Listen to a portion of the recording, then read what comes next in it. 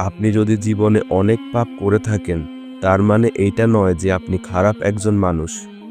আল্লাহ আপনার পাপগুলো দেখছেন, তবুও তিনি আপনাকে শাস্তি দিচ্ছেন না। কারণ তিনি অপেক্ষা করছেন কখন আপনি ইবাদতের মাধ্যমে তওবা করবেন। জীবনে নিজেকে ক্ষমা করতে শিখুন, কারণ আল্লাহ আপনাকে ক্ষমা করতে সবসময় প্রস্তুত থাকে।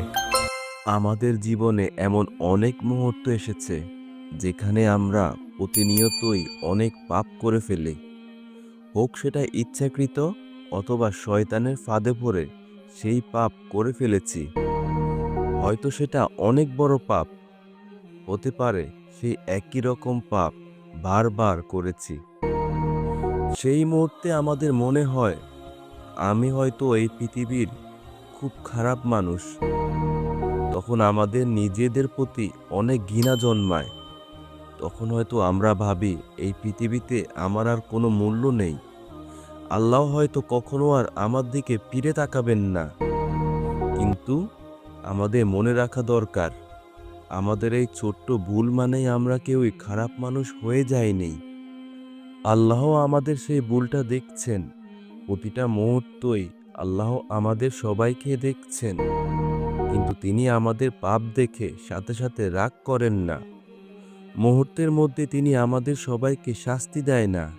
তিনি শুধু অপেক্ষা করেন কখন আমি আর আপনি মাথা নিচু করব, কখন আমি আর আপনি দুঃখ পাব, নিজের পাপের জন্য অনুশোচনা অনুভব করব, কখন আমি আর আপনি বলবো, হে আল্লাহ, আমি ভুল করেছি, আমাকে ক্ষমা করে দিন।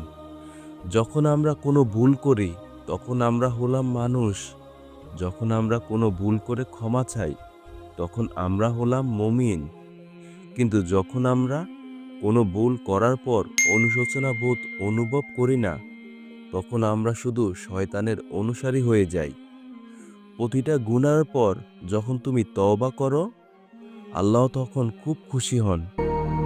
হাদিস শরীফে এসেছেন, আল্লাহ তার বান্দার তওবা এতটাই আনন্দিত হন যেমনটা কেউ তার হারানো উটকে মরুভূমিতে ফিরে পায়।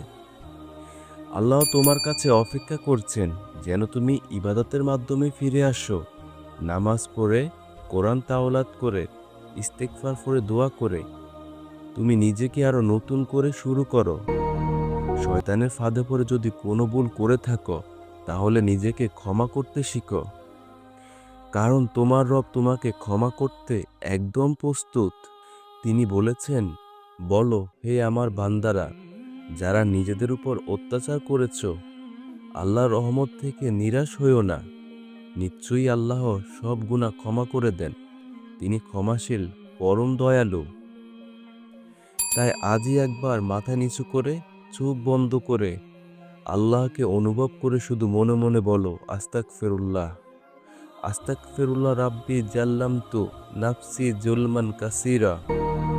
তোমার দোয়া আল্লাহ কবুল করবেন এবং তোমার তওবা সাথে সাথে আল্লাহ কবুল করে নেবেন। বিনিময়ে তুমি পাবে আল্লাহর পক্ষ থেকে রহমত এবং শান্তি।